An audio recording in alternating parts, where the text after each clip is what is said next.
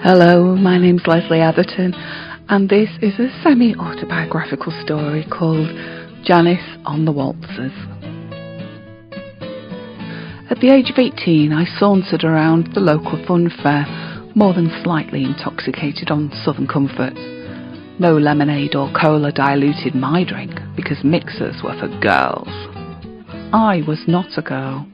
I was Ms Joplin, and I was about to pay out money for a ride on the Waltzers with my equally drunk friends. We were so young, and the heady mix of fun fare and undiluted spirits was liberating.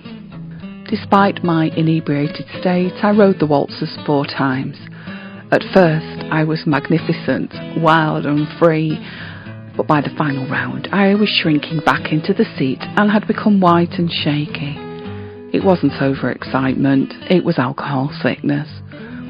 Woozy and dizzy, I just about managed to get to the end of the ride, then rose unsteady on my feet and desperate to make the 4 steps back onto firm land.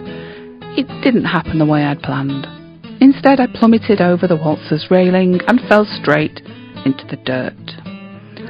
At first my friends were shocked, concerned even, but as I lifted my black-streaked face up to them, my friends whooped loudly with kinship masking their mild embarrassment. I giggled too. I giggled the loudest. That was not my finest hour, and not one I'd care to share with my own children, but it seemed somehow necessary at the time. It was a never-to-be-repeated rite of passage. One of my friends took a photo with me, with legs sprawled and head lolling.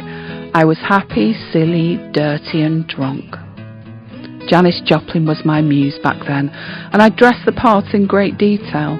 That night I'd worn a tiny stretch velour dress with Fleetwood Mac lace panels, striped tights with black knee-high boots.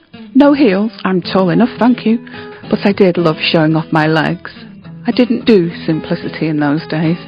Overworking the theme was what I did. Around my neck were bead strings, a chiffon scarf or 2 and a Joplin-esque feather boa.